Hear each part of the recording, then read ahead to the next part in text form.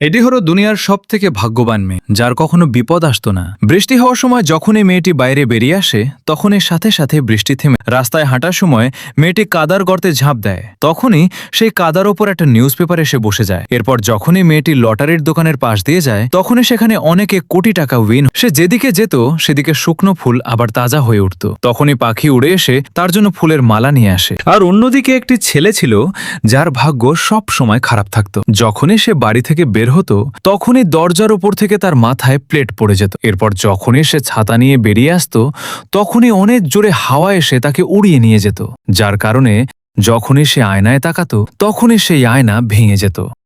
তারপর একদিন দুজনের মুখোমুখি ধাক্কা লাগে। ছেলেটি চোখ খুলতেই মেয়েটিকে দেখে তার মায়ায় পড়ে যায়। মেয়েটি তাকে তুলতে হাত বাড়িয়ে দেয়, কিন্তু সে মানা করে দেয়, কারণ সে নিজের দুর্ভাগ্য মেয়েটিকে দিতে চায় না। এজন্য যখনই সে মাথা নিচু করে চলে যেতে থাকে, তখনই একটু আগে ফোটা ফুল আবার শুকিয়ে যায়। এরপর মেয়েটি নিজে তাকিয়ে দেখে তার হাতে একটু আঁচড় লেগে গিয়েছে, যার কারণে সে একটু ব্যথা অনুভব করে। ওদিকে ছেলেটি চলতে চলতে একটা খালি ঠেলায় গিয়ে পড়ে, কিন্তু তখনই ঠেলা হঠাৎ করে দ্রুত চলতে শুরু করে দেয়। কিন্তু তখনই হঠাৎ করে মেয়েটিও সেই ঠেলার মধ্যে পড়ে যায়, যার কারণে এখন তারা দুজনে মিলে ঢাল বেয়ে দ্রুত নিচে নামতে থাকে। তখনই ছেলেটি দেখতে পায় রাস্তার মাঝে গাড়ি আটকে গিয়েছে, যার কারণে এখন তাদের দুর্ঘটনা ঘটতে পারে। তখনই মেয়েটি সেই ঠেলার সামনে চলে আসলে অটোমেটিক একটি গাড়ির বনেট খুলে পড়ে যায়, যার কারণে সেখানে একটা পারফেক্ট স্লাইড তৈরি হয়ে যায়। তখনই তারা সেই বনেটের ওপর দিয়ে পিছলে গিয়ে সামনে বেরিয়ে যায়। তারপর তারা একটা অন্ধকার টানেলে ঢুকে পড়ে, কিন্তু সেখানে গাড়ি দ্রুত আসছিল। তখনই মেয়েটা গেমের মতো করে সেই গাড়ির মাঝে ঠেলাকে কন্ট্রোল করে নেয়। কিছু সময় পরে